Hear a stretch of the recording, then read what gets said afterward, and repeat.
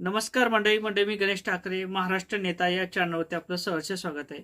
मंडळी, ज्या पद्धतीने उद्धव ठाकरेने भाजपची साथ सोडली आणि त्यानंतर आपली सत्ता काँग्रेस सोबत त्या ठिकाणी जाऊन जोडली, म्हणजेच काय तर मुख्यमंत्रीपद त्यांच्याकडे आलं।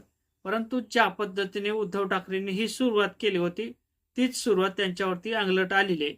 उद्धव ठाकरेंच्या शिवसेनेला सध्या गळती पाहायला मिळत आहे। अनेक दिग्गज नेते शिवसेना सोडून म्हणजेच उद्धव ठाकरे यांची शिवसेना सोडून त्यानंतर एकनाथ शिंदे यांच्या शिवसेनेत प्रवेश करताना दिसत आहेत। परंतु असं का? संविधान नावाची गोष्ट राहिली का? कायदा सुव्यवस्था राहिले का? असे अनेक प्रश्न सध्या विचारले जात आहेत आणि ते सुद्धा महत्त्वाचे आहेत। कारण तर एखाद्या पक्षाला निवडून द्यायचं असेल तर सर्वसामान्य जे काही कार्यकर्ता असेल तर पूर्णपणे आपली ताकद झोकून टाकतो, त्या ठिकाणी रात्रंदिवस एकत्र करतो। कार्यकर्ता हा प्रत्येकाच्या घरात जातो आणि या ठिकाणचा मतदार असेल त्याला जागृत करतो।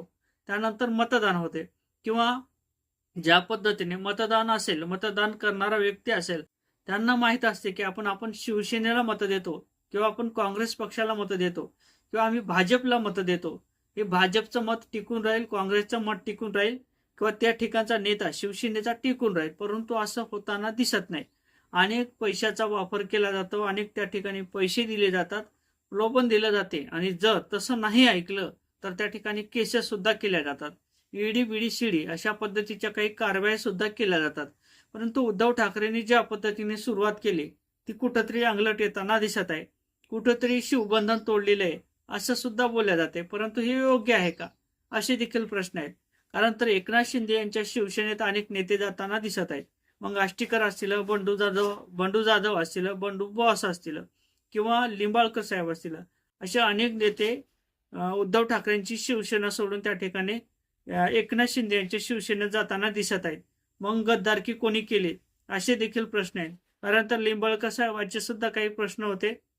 त्यांचं म्हणणं आहे की सर्वसामान्याची कामं झाले पाहिजेत, त्यांना निधी उपलब्ध करून दिला पाहिजेत आणि निधी उपलब्ध होत नाही म्हणून आम्ही पक्षातून बाहेर पडतो। परंतु विरोधी पक्ष जे काही पद असेल हे महत्वाचं नाही का? सत्ता सगळं आहे का? असे देखील प्रश्न आहेत। सर्वसामान्याचा विचार तुम्ही कधी केला का? सर्वसामान्य तुम्हाला कधी प्रश्न विचारत नाहीत, तुम्हाला मतदान करून मोकळे होतात। कारण तर त्यांना माहित असते की आपला नेता आपलं सर्वसामान्याचं काम हे पार पडेल, चोख त्याची जिम्मेदारी ते पार पडेल। पक्षातून जे काही निष्ठावंत असतात ते निष्ठावंतता जपून ठेवलं असे देखील सध्या विचारले जाणारे प्रश्न असतात। सर्वसामान्यांच्या मनात सुद्धा तेच असते। परंतु ज्या पद्धतीचं सध्याचं राजकारण होताना दिसत आहे हे कुठेतरी लाजिरवाणी आहे, कुठेतरी संविधानाला सोडून आहे किंवा संविधानाची गळचिप्पी केली जाते असे देखील बोलले जाते। आता या संदर्भात नेमकं तुम्हाला काय वाटते कमेंट करा। जय शिवराय।